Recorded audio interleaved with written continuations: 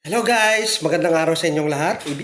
I-review lang natin itong sukang manyaman na mabibili natin sa OSAVE.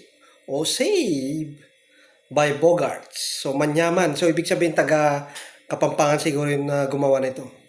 So makikita natin yung suka is talagang timplado na siya. May onion, may sili, may sibuyas. So titikman na natin at ang magandang partner dito sa sukang manyaman na to ay ang mapibili din natin sa OSAVE na fish cracker.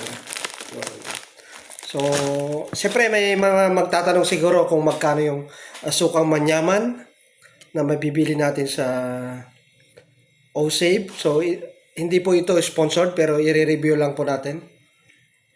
104 pesos po. 1 liter na po siya.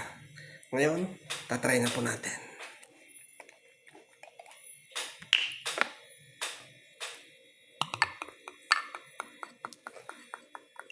Ayan.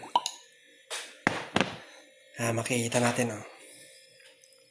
Ngayon, tatry natin yung fish cracker kung maganda nga talaga. Maganda ang combination.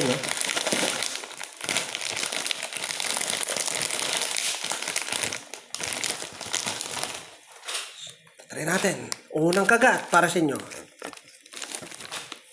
Yan Yan. Bango.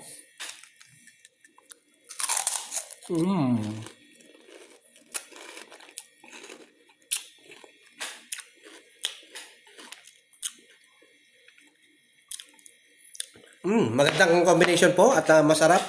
Try nyo na din ang sukang manyaman. Salamat. God bless at mabuhay kayong lahat.